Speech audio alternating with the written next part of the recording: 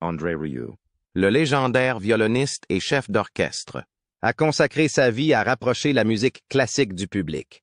Mais sa vie était-elle aussi paisible que ses valses enchanteresses? Le fils d'André Rieu a récemment fait ses adieux émouvants après le décès tragique de son père. Que s'est-il passé? Quelle tragédie se cache derrière l'auréole? Découvrons cette histoire émouvante. Les temps sombres. Quand on évoque André Rieu, on pense souvent immédiatement à l'image d'un chef d'orchestre au sourire éclatant, vêtu d'un costume élégant et jouant de son violon familier. C'est un artiste qui a conquis le cœur de millions de personnes à travers le monde avec ses douces mélodies de valse et ses concerts hauts en couleurs. Mais peu de gens savent qu'à certains moments de sa vie, sa passion intense pour la musique l'a poussé à relever des défis difficiles, des jours où il semblait n'y avoir aucune issue. L'une des périodes les plus difficiles pour André Rieu n'est pas venue du monde de la musique, ni de la critique ou de la concurrence, mais de graves difficultés financières, ce que l'on ne s'imagine pas forcément en voyant un grand artiste comme lui. Dès le début de sa carrière musicale, André Rieu n'a jamais voulu être un artiste classique conventionnel. Il voulait rendre la musique classique accessible à tous, sans plus se limiter au théâtre luxueux ou la réserver à la classe supérieure. Pour ce faire, il ne s'est pas seulement concentré sur la musique, mais a également investi massivement dans la scène, l'éclairage, les décors et les costumes, transformant chaque concert en un événement grandiose et émouvant, comme un véritable conte de fées. Ses performances ont non seulement attiré les amateurs de musique classique, mais ont également conquis ceux qui ne s'étaient jamais intéressés à ce genre. Le succès ne s'est pas fait attendre. L'orchestre Johann Strauss qu'il a fondé est devenu un phénomène mondial, avec des millions de spectateurs à travers le monde. Chaque année, il organisait des centaines de concerts, entraînant le public dans un monde fascinant de musique. Mais c'est son ambition de toujours faire les choses en plus grand et de manière plus spectaculaire qui l'a conduit à une décision audacieuse. Et c'est aussi le tournant qui l'a fait tomber dans la plus grande crise de sa carrière. En 2008, André Rieu a planifié un projet sans précédent dans l'histoire de la musique classique. Recréer le château de Schönbrunn sur une scène itinérante. Le château de Schönbrunn à Vienne, en Autriche, est un symbole de la culture européenne, où de somptueux bals étaient organisés sous la dynastie des Habsbourg. André Rieu était convaincu que s'il parvenait à reproduire cette scène magnifique sur scène, le public vivrait une expérience inoubliable. Mais pour cela, il avait besoin d'un investissement colossal. 34 millions d'euros. C'est le montant qu'il a dépensé pour créer la plus grande scène de sa carrière. Une réplique de 125 mètres du château de Schönbrunn a été construite avec des détails architecturaux élaborés. Des fontaines, des jardins fleuris et des carrosses royaux ont été apportés sur scène, créant l'impression que le public entrait dans un gala du 18e siècle. Une scène mobile géante a nécessité l'intervention de 200 ouvriers à chaque étape de la tournée. Pour transporter l'ensemble de la scène, il a eu besoin de 15 poids lourds, avec des coûts de transport et d'assemblage se chiffrant en millions d'euros. Lorsque le projet a été annoncé, le monde entier attendait avec impatience un événement musical unique. Tout était prêt pour un nouveau chapitre glorieux dans la carrière d'André Rieu. Mais personne ne s'attendait à ce que ce soit l'étape qui le conduise au gouffre. Alors que la tournée avec la scène de Schönbrunn commençait, la crise financière mondiale de 2008 éclatait. Des millions de personnes ont perdu leur emploi. L'économie s'est effondrée et, bien sûr, la musique n'était plus la priorité absolue du public. Les ventes de billets étaient faibles. Les sponsors se retiraient et les coûts d'exploitation augmentaient. Pendant ce temps, l'énorme investissement dans la scène de Schönbrunn plaçait André Rieu dans une situation financière difficile. En quelques mois, il se retrouva endetté de plusieurs millions d'euros. Les concerts suivants furent réduits. Le personnel fut licencié et, surtout, il dut accepter que le rêve de Schönbrunn avait échoué. Quand la musique n'est plus tout. Il fut un temps où André Rieu avait l'impression que tant qu'il aurait une passion pour la musique, tout le reste suivrait naturellement son orbite. Il pensait que la musique avait le pouvoir d'émouvoir les gens, de leur offrir joie et bonheur, et que cela suffisait. Cependant, Il finit par se rendre compte que le simple fait d'avoir une passion pour la musique ne suffisait pas. À première vue, le projet semblait être la voie la plus appropriée. Le fait qu'André Rieu jouisse déjà d'une grande renommée, qu'il ait des millions de fans dans le monde entier et qu'il se produise sur une scène aussi luxueuse donnait l'impression que rien ne pouvait l'empêcher de réussir. Cependant, un événement indépendant de sa volonté s'est produit, la crise financière mondiale de 2008. Alors que l'économie continuait de se détériorer, des entreprises ont fait faillite. Des sponsors ont retiré leur soutien et les ventes de billets n'ont pas atteint le niveau prévu.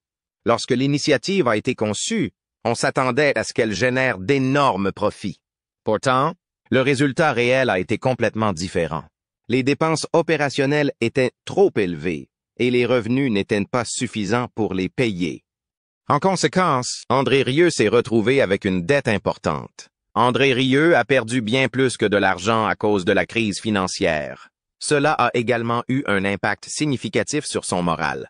Comme on lui rappelait constamment les sommes d'argent qu'il avait perdues, il était incapable de se remettre de ses insomnies. Il se sentait impuissant, alors que toutes ses tentatives pour changer la situation étaient vaines. Lorsqu'un grand nombre de personnes ont commencé à remettre en question sa capacité à gérer des fonds, il a subi la pression de l'opinion publique. Au fil du temps, André Rieu a réalisé que s'il ne décidait pas de changer de comportement, il risquait de tout perdre. Lorsqu'André Rieu a été confronté à la possibilité de faire faillite, il a été contraint de faire les choix les plus difficiles pour sauver sa carrière. Il ne s'agissait pas seulement de petits ajustements, mais plutôt d'une réorganisation importante qui l'obligeait à renoncer à beaucoup de choses qu'il n'avait jamais envisagées sérieusement auparavant. Depuis le tout début de son existence, l'orchestre Johann Strauss a été plus qu'un simple orchestre. Il a également été la famille d'André Rieu. Chaque membre était comme un frère ou une sœur pour lui, et ils étaient là pour lui à travers les différents hauts et bas qu'il a connus dans sa carrière. Cependant, à ce stade, il a été contraint de faire face à une douloureuse réalité. Il n'était plus en mesure de payer tout le monde. La décision de réduire le nombre d'employés a été l'une des plus difficiles qu'André Rieu ait jamais prises. Il a dû se séparer de musiciens qui l'accompagnaient en tournée depuis des décennies, ainsi que de techniciens qui avaient travaillé d'innombrables heures en coulisses pour produire des performances exceptionnelles. Ces adieux n'étaient pas seulement matériels, mais aussi émotionnels. Des amis et des camarades qui l'avaient accompagné dans ses voyages à travers le monde devaient maintenant partir. Des larmes et l'assurance qu'ils feraient à nouveau affaire ensemble à l'avenir. J'ai ressenti un sentiment de désolation en montant sur la scène alors qu'il n'y avait personne de familier. Quand André Rieu était plus jeune, il croyait que la musique rassemblerait toujours les gens. Cependant, il a depuis compris qu'il y a des moments où même la musique ne peut empêcher les gens de se séparer. Auparavant, André Rieu avait un désir profond de rendre sa musique accessible au plus grand nombre de personnes possible. Chaque année, il était chargé d'organiser des centaines de représentations et de se rendre dans différentes parties du monde, notamment en Europe, aux États-Unis et en Asie.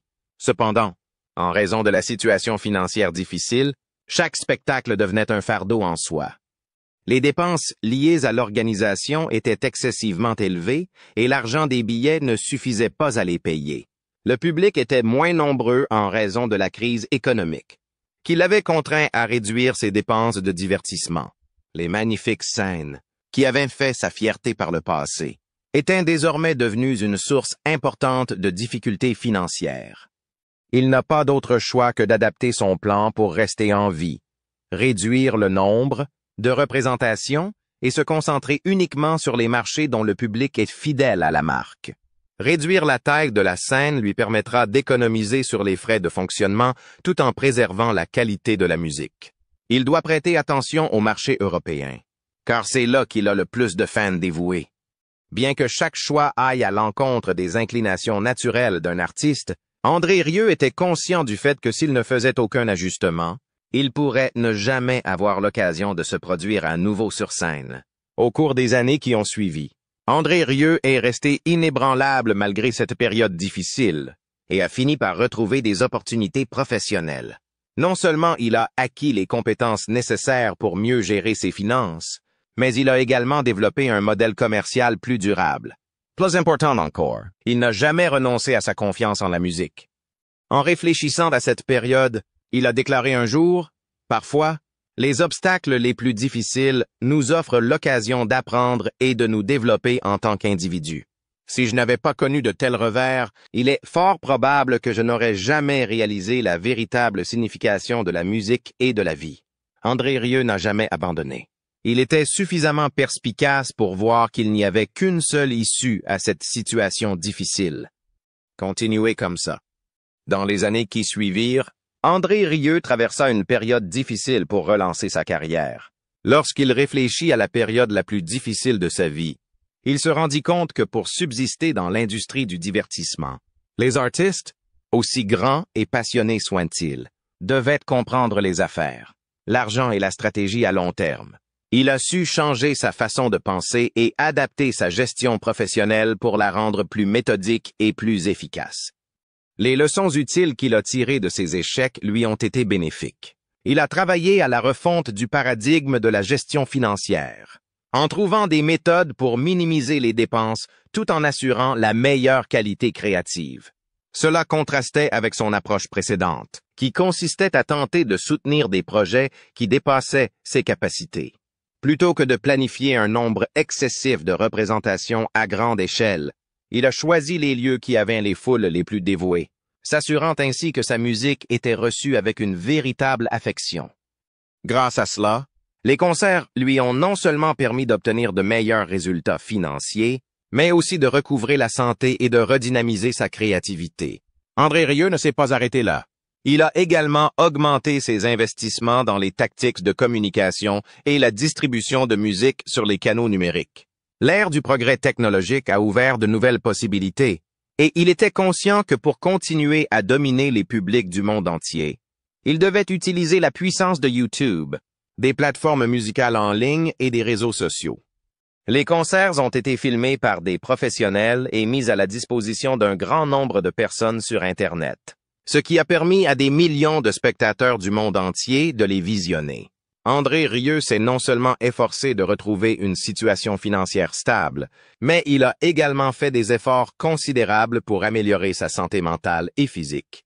Auparavant, lorsqu'il était encore en tournée, il ressentait fréquemment de la fatigue, du stress et de l'insomnie. C'était un phénomène courant. Cependant, après avoir connu des revers financiers, il s'est rendu compte que pour continuer sur une longue période, il ne devait pas compromettre sa santé. Il a pu apprendre à maintenir un mode de vie sain, à passer plus de temps avec sa famille, à se reposer suffisamment et à trouver un équilibre entre sa vie familiale et sa vie professionnelle. Les échecs sont le seul moyen pour les individus de découvrir une ligne de conduite plus appropriée, et il est conscient que les erreurs ne signifient pas la fin du chemin. S'il se concentrait auparavant uniquement sur l'art, il considère désormais sa vie professionnelle d'un point de vue plus global, dans lequel il reconnaît la nécessité de maintenir un équilibre sain entre la musique, les affaires et la satisfaction personnelle, aux yeux du public. André Rieu n'est pas seulement un violoniste doué et un chef d'orchestre exceptionnel, il est aussi un symbole de ténacité, de détermination et de volonté exceptionnelle. À une occasion, il était sur le point de déclarer faillite et traverser les circonstances les plus difficiles de sa vie. Mais il n'a pas abandonné et il n'a pas échoué. Un outer, il s'est battu non seulement pour sauvegarder sa carrière professionnelle, mais aussi pour démontrer que, quelle que soit la difficulté de la vie, tant que nous avons suffisamment de passion et de désir, nous sommes toujours capables de nous relever et de continuer à avancer. La révolution de la musique classique. Dès son plus jeune âge, André Rieu a été captivé par les mélodies produites par le violon. Il semblait que la musique était devenue partie intégrante de son être, ce qui en faisait plus qu'un simple passe-temps pour lui.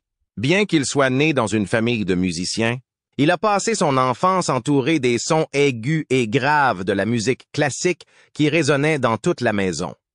Peu après la naissance d'André, son père, chef d'orchestre renommé, l'a orienté vers la musique académique, caractérisée par un haut niveau de discipline, des standards et des normes très strictes. André, quant à lui, a eu une impression distincte dès son plus jeune âge. Il voulait briser les barrières, sortir ces morceaux de musique des auditoriums opulents et les rapprocher de tous. Son entourage vénérait l'académisme de la musique classique, mais il voulait briser ces barrières. Selon lui, la musique ne devait pas être réservée aux classes supérieures ou à un public cultivé et présent dans de magnifiques théâtres. Il pensait que la musique était synonyme de bonheur et de lien social et qu'il était de la plus haute importance qu'elle puisse émouvoir les gens, quels qu'ils soient et d'où qu'ils viennent. Avec cet état d'esprit, André Rieu avait constamment l'impression de ne pas avoir sa place dans le milieu de la musique classique conventionnelle. Il ne souhaitait pas se limiter à des cadres étroits.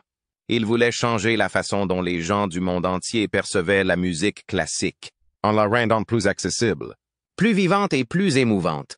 André Rieu n'a pas eu la tâche facile pour réussir, même s'il avait une grande confiance dans la voie qu'il avait choisie. Au début de sa carrière, il a rencontré une multitude d'obstacles, comme trouver des musiciens qui partageaient sa sensibilité musicale et persuader le public d'adopter son style musical unique. Dans les années 1980, ces théories ont été critiquées par un grand nombre de membres de la communauté musicale universitaire. Ils pensaient que la musique classique devait rester sérieuse et que toute tentative de la rendre plus divertissante serait un manque de respect envers les grands maîtres du passé. André Rieu ne s'est toutefois pas laissé décourager par cela. Il était convaincu de sa vision et était prêt à aller à contre-courant pour démontrer que la musique classique pouvait encore apporter bonheur et plaisir aux personnes de tous âges. Les premières années ont été très difficiles. André était non seulement un artiste talentueux, mais aussi un homme d'affaires prospère. Il devait gérer ses fonds, organiser ses spectacles et même faire face à la possibilité d'un échec à tout moment. À plusieurs reprises, il a éprouvé des sentiments d'épuisement, a remis en question ses capacités et a même eu des périodes où il a voulu abandonner. Après cela, il se rappelait les raisons pour lesquelles il avait commencé à jouer du violon chaque fois qu'il le prenait en main et chaque fois qu'il voyait les sourires sur les visages du public. André Rieu a décidé en 1957 de créer l'orchestre Johann Strauss, un orchestre avec une seule mission, rapprocher la musique classique du grand public. Ces idées audacieuses ont abouti à la formation de l'orchestre. Au début, l'orchestre ne comptait que 12 musiciens et seuls quelques concerts étaient donnés dans les théâtres de la région. Non seulement il n'y avait pas de grandes scènes, mais il n'y avait pas non plus de lumière scintillante. Il n'y avait que des musiciens qui jouaient ensemble des chansons pleines d'émotion. Cependant, c'est justement cette simplicité qui a conquis le cœur du public. Au début, les représentations n'étaient pas simples. Plusieurs personnes n'étaient pas d'accord avec le nouveau style de représentation d'André. L'idée qu'il transformait l'art en divertissement populaire était encore répandue chez certains conservateurs, qui pensaient que la musique classique ne devait subir aucun changement. D'un autre côté, malgré les points de vue divergents, un grand nombre de personnes appréciaient ce travail. Ils étaient captivés par la façon dont André Rieu dirigeait l'orchestre. Il n'était ni rigide ni contraint, mais plutôt plein d'enthousiasme et en contact avec le public.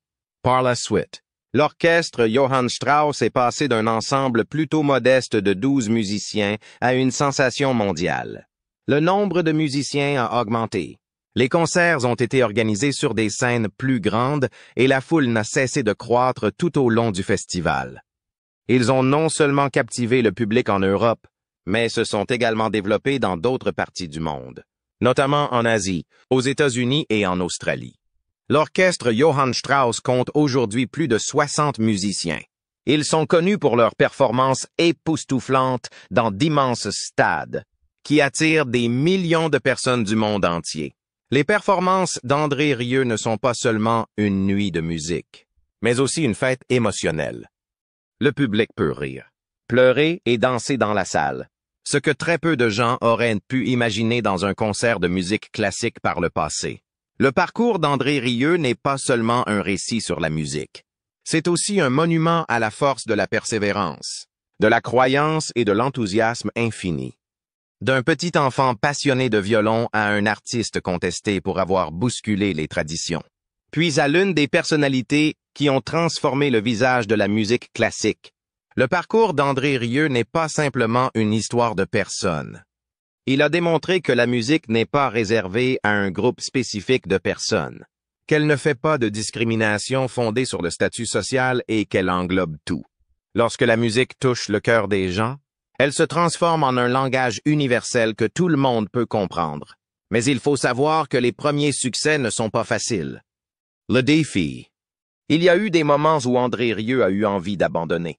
Il y a eu de longues journées où il avait l'impression de marcher dans le noir, sans issue.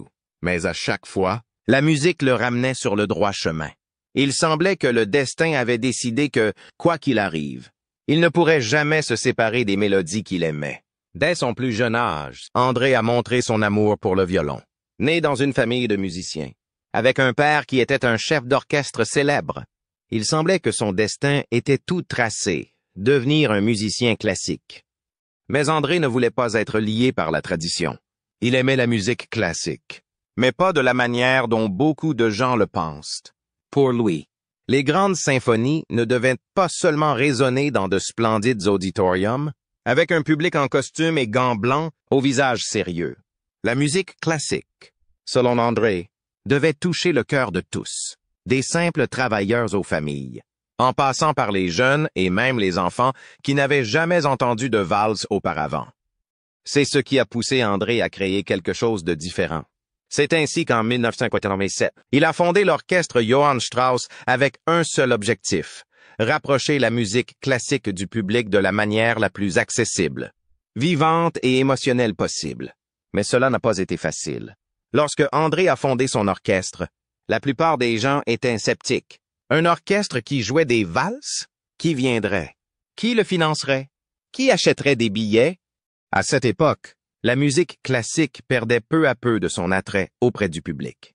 Les producteurs de musique ne se montraient guère intéressés par l'idée d'André.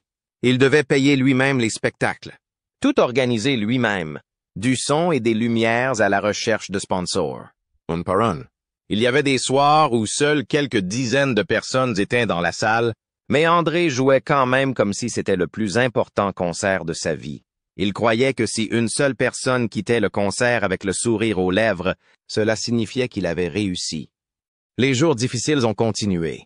Parfois, il a connu une crise financière au point de devoir vendre ses biens pour maintenir l'orchestre. Mais André n'a jamais abandonné. Il croyait en sa voix et continuait d'avancer. La persévérance d'André Rieu a porté ses fruits. Ses albums ont commencé à mieux se vendre et ses concerts étaient pleins à craquer. Les gens venaient non seulement pour écouter la musique, mais aussi pour vivre l'atmosphère particulière que seul André pouvait créer. Contrairement aux concerts classiques traditionnels, où le public devait rester assis calmement et sérieusement, les spectacles d'André étaient remplis de rires, de larmes et de moments d'émotion. Il transformait de grands stades en salles de bal en plein air, où des dizaines de milliers de personnes étaient plongées dans les mélodies de valses immortelles. L'un des moments les plus mémorables de sa carrière a été son concert sur la place Vrijthof de sa ville natale, aux Pays-Bas. Alors que les violons jouaient dans la nuit, des milliers de personnes chantaient en dansant sous les étoiles. Ce n'était pas seulement un concert, mais un rêve devenu réalité. Le rêve d'André d'un monde où la musique unit tout le monde, sans distinction d'âge, de statut ou de nationalité.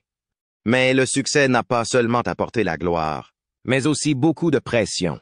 Lorsqu'il était au sommet, André s'est rendu compte que les gens attendaient toujours plus de lui. Chaque nouvel album et chaque nouvelle tournée devait apporter quelque chose de spécial par rapport au précédent. Il ne pouvait pas se répéter. Il lui arrivait de se sentir comme dans une course contre la montre, comme s'il ne pouvait jamais s'arrêter.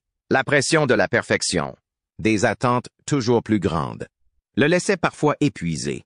Mais chaque fois qu'il montait sur scène et voyait les sourires et les larmes d'émotion du public, André savait que tous ses efforts en valaient de la peine. Perseverance.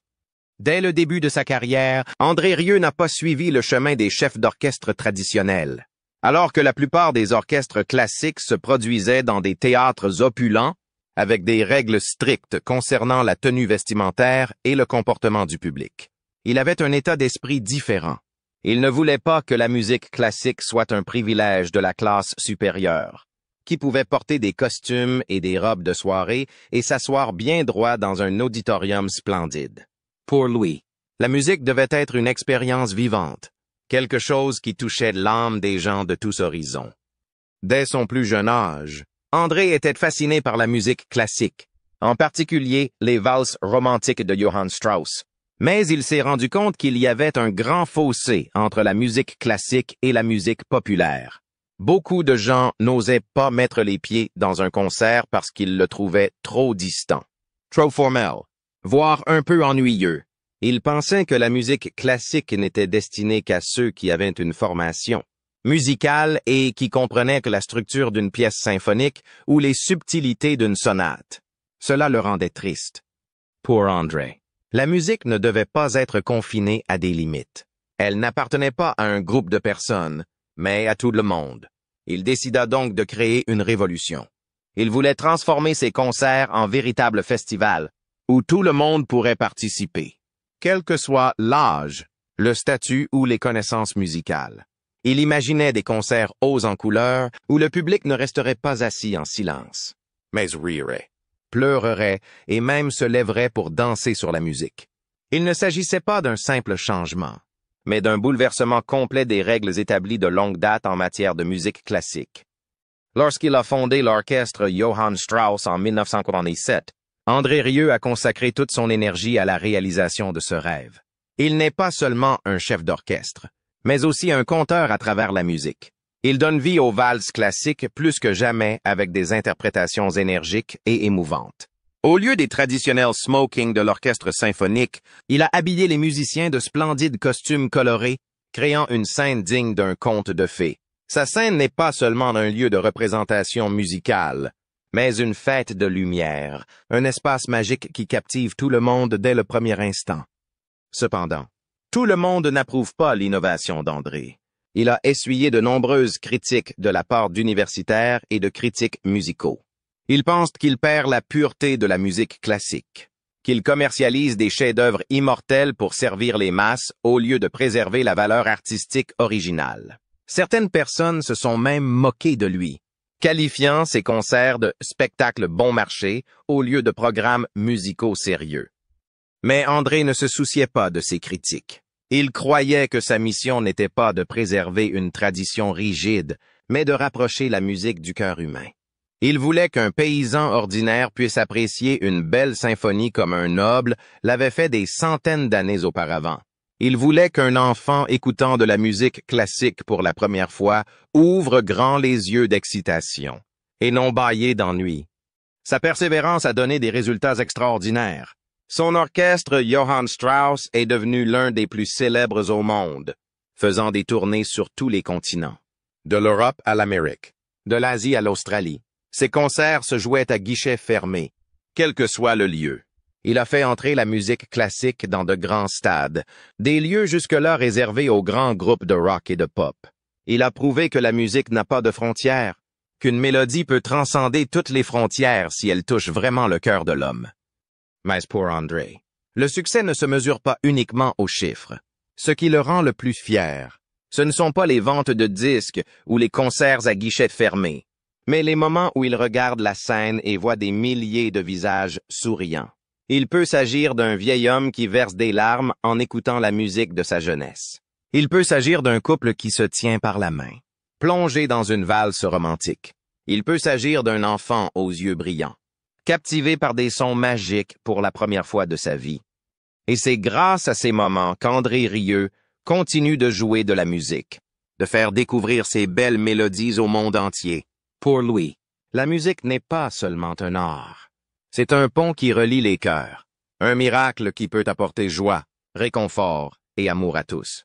L'amour et le mariage font partie intégrante de la vie d'André Rieu. Si la musique est sa passion, la famille est ce qui l'aide à maintenir l'équilibre dans sa vie.